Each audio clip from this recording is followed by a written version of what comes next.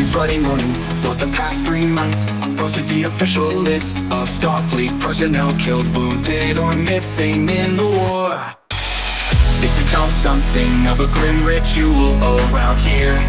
Not a week goes by that someone doesn't find the name of a loved one, a friend or an acquaintance on that damn list.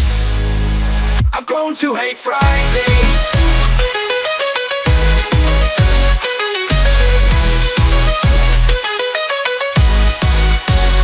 Maybe I should have put a stop to it right there. Maybe I should have said, thank you very much for your input, Mr. Garak.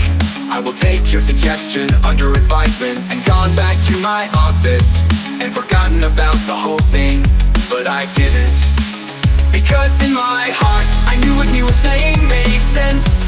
Why didn't listen to the voice in the back of my mind telling me not to believe a word he said? I'll never know.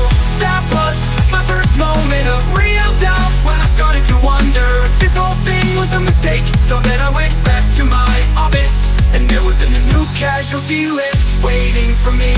People were dying out there every day. Entire worlds are struggling for their freedom. And here I am, still worrying about the finer points of morality. No, I had to keep my eye on the ball when the war stopped the bloodshed. Those were the priorities. So on pushed on, every time another doubt appeared before me.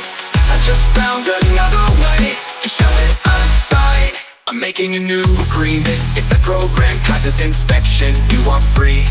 But if there's even the slightest flaw, then I will send you back to that Klingon prison and tell Garak to take his time while he executes you. Maybe I was under more pressure than I realized. Maybe it really was starting to get to me. But I was off the hook. Starfleet Command had given the plan.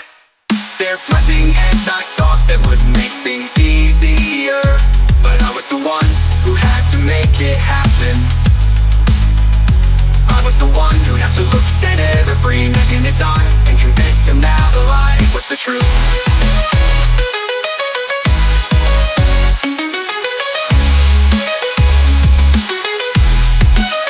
It's a fake.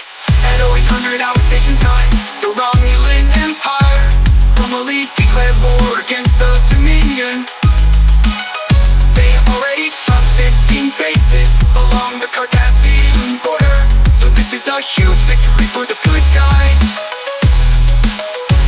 This may even be the turning point of the entire war.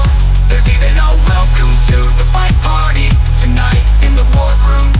So I lied, I cheated, I bribed men to cover the crimes of other men. I am an accessory to murder, but most damning thing of all, I think I can live with it. And if I had to do it all over again, I would. Garak was right about one thing: a guilty conscience is a small price to pay for the safety of the Alpha Quadrant.